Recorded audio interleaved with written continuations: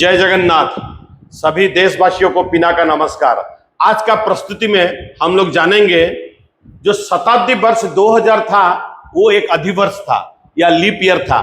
क्या शताब्दी वर्ष 2100 एक अधिवर्ष या लीप ईयर बनेगा? इसका बारे में आज हम लोग चर्चा करेंगे।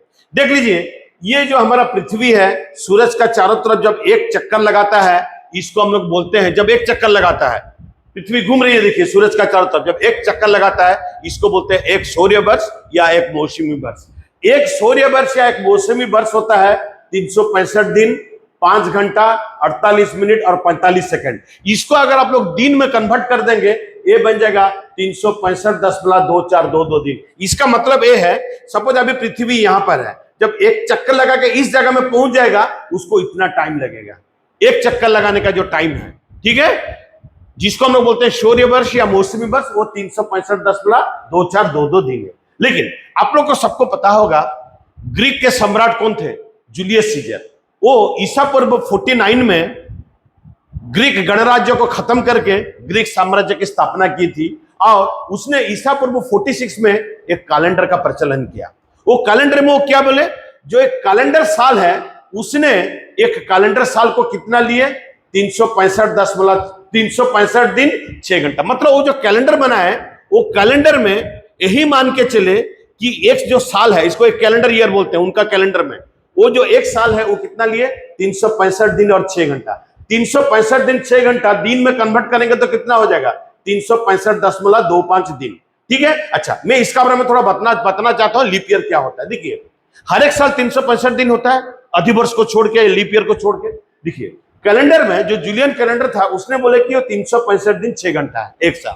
अच्छा, हर एक साल 365 दिन होता है, तो हर एक 4 साल में क्या होगा? ये जो 6 घंटा है मिल के 24 घंटा हो जाएगा। 24 घंटा इज इक्वल टू कितना दिन होता है? एक दिन होता है। तो हर एक 4 साल में क्या होगा? नंबर ऑफ डेज क्या हो जाएगा? हर एक 4 साल में नंबर ऑफ डेज होता है 365 में एक और मिला लीजिए, 366 दिन होता है। तो हम लोग को ये समझ में आया, हर एक 4 साल में एक्चुअली एवरी ईयर 365 दिन होता है, और हर एक 4 साल में वो कितना दिन हो जाता है? 366 दिन। उसको हम लोग अधिवर्ष बोलते हैं या लीप ईयर बोलते हैं। कि शताब्दी साल को छोड़ के बीच में जितना भी साल होता है वो अधिवर्ष बनेगा। कैसे पता चलेगा? उसी साल को आप 4 में अगर पुण्य मात्रा में विभाज्य हो जाता है उसी साल, तो वो वाला बनता है लीप ईयर। जैसे मैं आपको बता रहा हूं, 2024 जो है, 2024 को अब 4 में पूर्ण मात्रा में विभाज्य है, उसके लिए 2024 क्या होता है? एक लीप ईयर होता है। ठीक है। अच्छा, इसमें क्या गड़बड़ी रहा? देखिए, एक्चुअली एक सूर्य वर्ष या एक मौसमी वर्ष कितना होता है? 365.2422 दिन। और ये जो कैलेंडर बना है, जूलियन कैलेंडर जो बना, उसको कितना बोला गया? 365.25 दिन। मतलब जो जूलियन कैलेंडर में एक कैलेंडर साल एक सूर्य वर्ष से थोड़ा आगे चला गया। कितना आगे चला गया? देखिए, जूलियन कैलेंडर में एक कैलेंडर साल है 365.25 दिन, और एक सूर्य वर्ष एक्चुअल जो है या एक मौसमी वर्ष कितना है? 365.2422 दिन। तो एक कैलेंडर साल एक सूर्य वर्ष से कितना आगे चला गया? इसको यहां से घटा दीजिए, घटाने से कितना है? 0.0078 डेज हो गया। अब हमको बताइए, 400 साल में, तो 400 तो कैलेंडर ईयर, 400 तो सूर्य वर्ष से कितना आगे चला जाएगा? इसमें कितना हम लोग गुणा करेंगे? 400 गुणा करेंगे तो ये हो जाता है 3.12 दिन, मतलब लगभग 3 दिन। मतलब हर एक 400 साल में जो कैलेंडर है, कैलेंडर एक्चुअल 400 सूर्य वर्ष से कितना आगे चला जाता है? 3 दिन। तो 1600 साल में कितना चला जाएगा? ये 400 साल में गया, 3 दिन आगे चला गया जूलियन कैलेंडर। तो 1600 साल में कितना आगे चला जाएगा? 3 गुना 4, तो कितना दिन चला गया आगे? 12 दिन आगे चला गया। तो हम लोग को यह समझ में आया, जूलियन कैलेंडर में थोड़ा सा कुछ गड़बड़ी था। क्या गड़बड़ी था आपको समझ में आ गया? क्योंकि वो एक्चुअल सूर्य वर्ष या मौसमी वर्ष से थोड़ा आगे है, थोड़ा उसका आगे चला गया। ठीक है। इसमें क्या गड़बड़ी हुआ? देखिए, इसमें गड़बड़ी ये हुआ, चलो हम लोग मान के चलते हैं, जब पृथ्वी का पोजीशन ए है, सपोज ये मार्च 21 है, ये वाला मार्च 21 है, और मार्च 21 में उत्तरी गोलार्ध में बसंत ऋतु की आगमन होती है। मतलब जब एक बार घूम के आ जाएगा, इधर में कितना होना चाहिए? मार्च 21, इसमें फिर क्या होगा? बसंत ऋतु की आगमन होगा। फिर जब घूम के इस जगह में पहुंच जाएगा पृथ्वी, तो इस जगह में जब पहुंचेगा, फिर ये मार्च 21 होना चाहिए, और इसमें क्या होना चाहिए? क्या होना चाहिए? जब इस जगह में पृथ्वी रहेगा, मैं क्या बोला? बसंत ऋतु की आगमन होगी, ये मार्च 21 होना चाहिए। लेकिन अभी क्या हुआ? जूलियन कैलेंडर में अगर हम लोग देखेंगे, जूलियन कैलेंडर जिस टाइम से बना और 16th सेंचुरी तक ये 1600 साल का गैप है। 1600 साल में कितना आगे चला गया मैं बोला, जो 1600 तो कैलेंडर साल जूलियन कैलेंडर का हिसाब से 1600 से 100 वर्ष से कितना आगे चला गया, 12 दिन। तो इसमें भी गड़बड़ी क्या हो गया देखिए, जब फिर जूलियन कैलेंडर का टाइम से 1600 सेंचुरी तक, सपोज जूलियन कैलेंडर का टाइम में मार्च 21 में यहां पर जब पृथ्वी यहां पर था तो बसंत ऋतु की आगमन होती थी, ठीक है। फिर 1600 साल के बाद जब पृथ्वी घूम के इसी जगह में आएगा फिर बसंत ऋतु की आगमन होना चाहिए, लेकिन कैलेंडर में अभी मार्च 21 नहीं रहेगा, क्योंकि कैलेंडर कितना दिन आगे चला गया, कैलेंडर 12 दिन आगे चला गया। मतलब कैलेंडर जब बोलेगा मार्च 21, एक्चुअली क्या हो गया, कैलेंडर 12 दिन आगे चला गया। तो कैलेंडर अगर 12 दिन आगे चला गया तो कितना, कौन सा कितना मार्च में अभी हो जाएगा, इससे 12 घटा लीजिए, 12 को तो आगे चला गया ना, 12 घटाने से क्या होगा, मार्च 21 से 12 घटा देंगे तो मार्च 9 हो गया।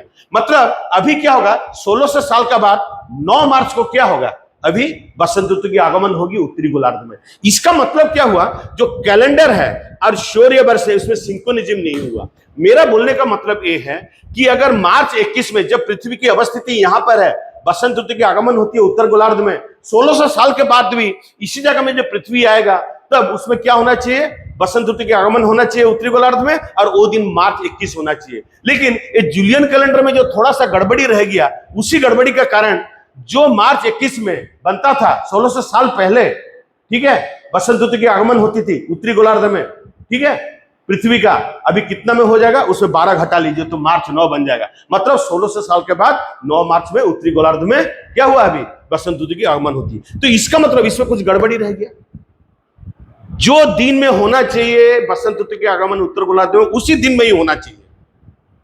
1600 साल के बाद तो गड़बड़ हो गया, मार्च 9 को हो गया, मतलब दोनों में अभी सिंक्रोनिज्म नहीं है।